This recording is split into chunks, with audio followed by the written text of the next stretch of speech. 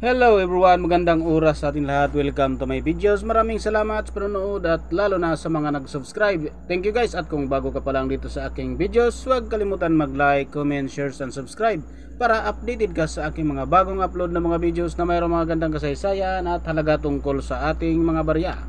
Guys, ito yung Tencent Times ng France, mayroong taon na 1995. So tuloy tayo sa ating history guys, dahil mayroon itong napakagandang history.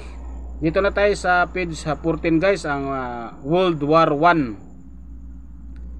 The outbreak of World War I caused France to leave the gold standard of the LMU.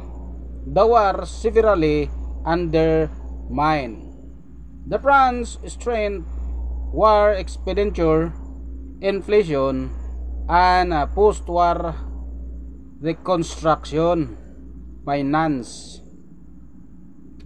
Partly by printing ever more money, reduced the France purchasing power of 70% between 1915 and 1920. After a brief appreciation of the France during the Depression of 1920 up to 1921, it's depreciated further 43% between 1922 and balancing of the budget in 1926. This devaluation was aggravated by the insistence of the Republican U.S. federal government and World War Foreign Debts Commission that France war debts be repaid within 25 years at a minimal of 4.25% interest per year.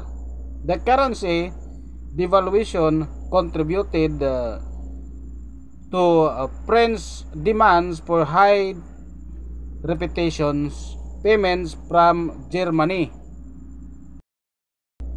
After a brief return to gold standard between 1928 and 1936, the currency was allowed to resume its slide until in 1959. It was worth less than 2.5% of its 1934 value.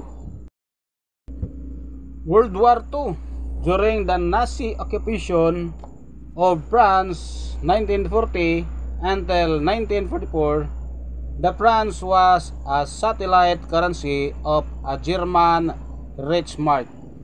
The exchange rate was 20 francs for 1 RM.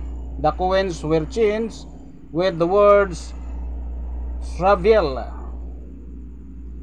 Famille, Patrie, work, family, fatherland, replacing the Republican triad. Liberty, equality, fraternity, liberty, equality, fraternity, with the emblem of the Vichy regime added. After the liberation, the U.S. attempted to impose the use of U.S. occupation France, which was averted by General de Gaulle. Post-war period. After World War II, France devalued its currency within the Bretton Woods system on the several occasions, beginning in 1945 at a rate of 480 francs to the British pound, 119.1 to the US dollars, or by the 1949 the rate was 980 to the pound, 350 to the dollar. This was reduced further in 1957 and 1958, reaching 1,382.3 to the pound and 493.7 to the dollar, equivalent to 1 francs 1.8 milligrams pure gold.